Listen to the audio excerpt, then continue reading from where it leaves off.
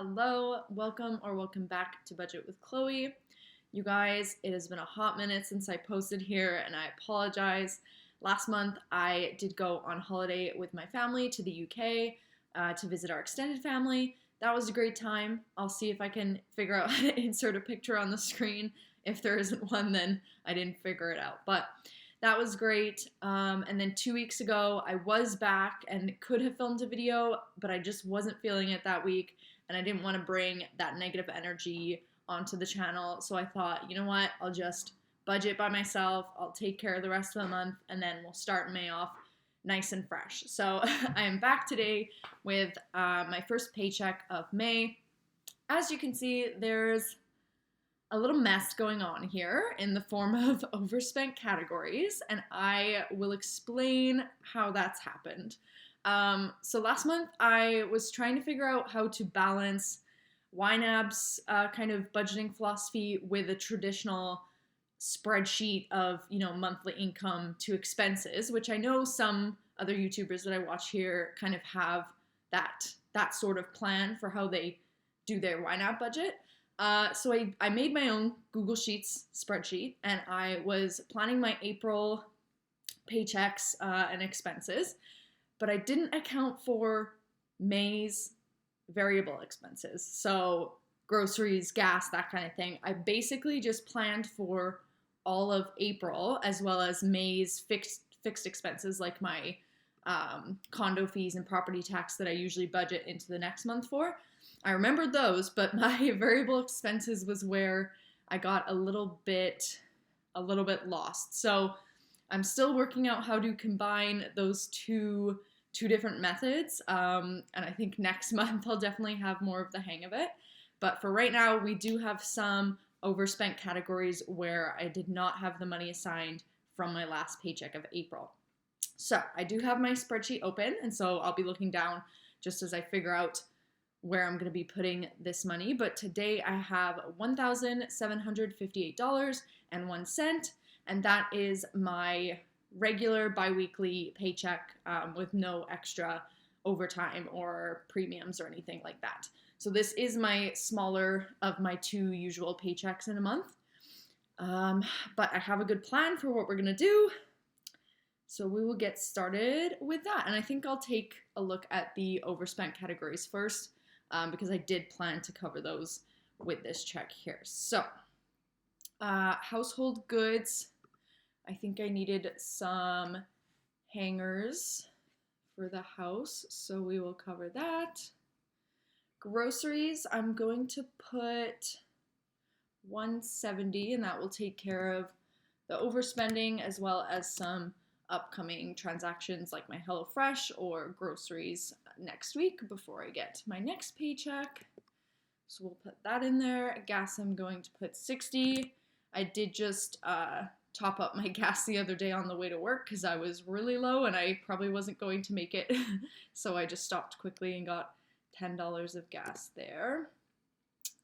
Coffee, I did plan to cover that. I did a Starbucks run at work, so I will just cover that overspending there. That was something I was going to ask. Let me know what you guys do, but if you're buying coffee or I guess anything, treats for people at work, do you categorize it as work activities? As you can see here, I do have a work activities category, and I did buy, last week was Tim Hortons Smile Cookie Week, so I bought cookies for the office, and I categorize that as work activities, but for some reason when I buy other people's Starbucks, I don't categorize that as my own coffee, but I really should be putting that as work activities, I guess, because it's not really an accurate representation. But let me know what you guys do.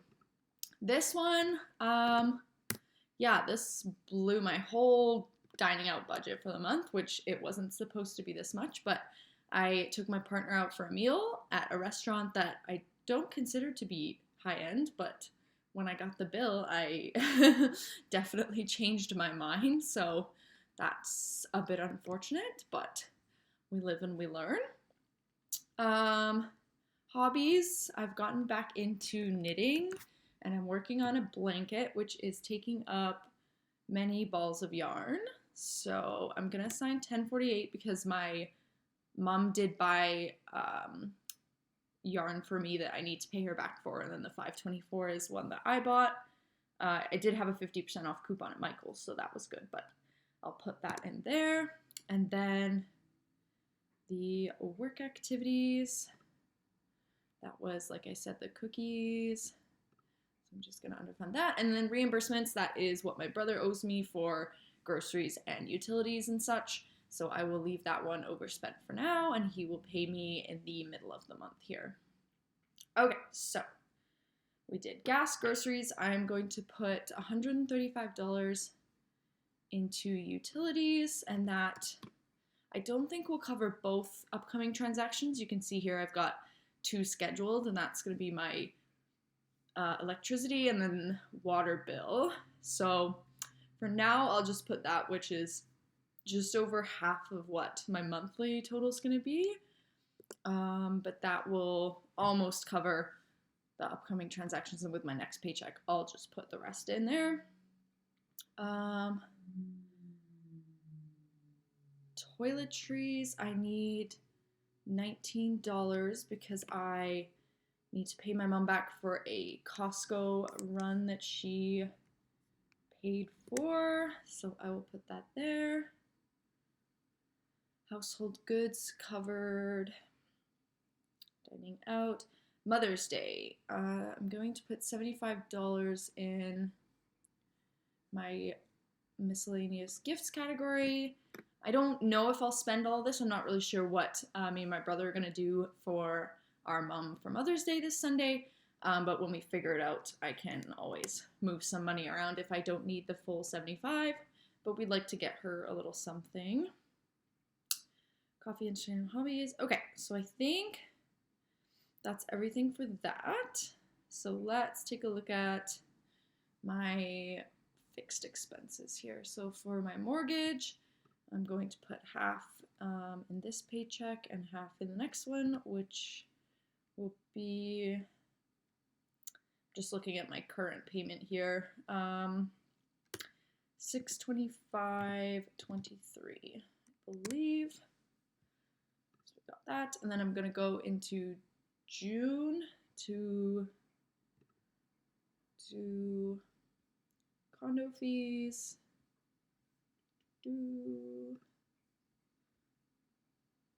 Perfect. And I'm gonna go back to May and do my phone bill.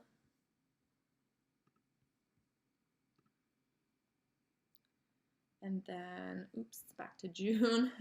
I'm going to do my Apple Watch. And that. Then my loan that's gonna come out probably before my next paycheck, I think. So we'll fund that. And then Apple Music. I just tried to add up off of my spreadsheet what a good split would be for my expenses, because I know that what my next paycheck will be a bit more. And I just kind of wanted more of a plan, because I'm sure you might have noticed in previous videos, I sit here and I start assigning what I think needs to be covered before my next paycheck, and then there's no money for groceries and gas, right? So I just wanted something for my brain just to picture what this is going to look like, so that it's not really a surprise when I get my paycheck and I go to start budgeting. I know exactly how much money I have, and I can move things around hypothetically, like prior to the, I know that's not what, YNAB is based on current dollars, assigning those, but it's good to have an idea of what the money can do if I have that money, and how I can kind of arrange the funding. So I forgot what I was looking for. Apple Music. Okay, that was probably at the top. I'm not sure why I, went right past that there. Okay, so down to the last $50 here. And I have a few sinking funds that I want to top up. So we'll do license and registration for my car. And then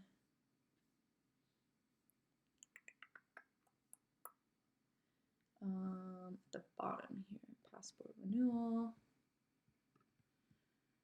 And then AMA membership.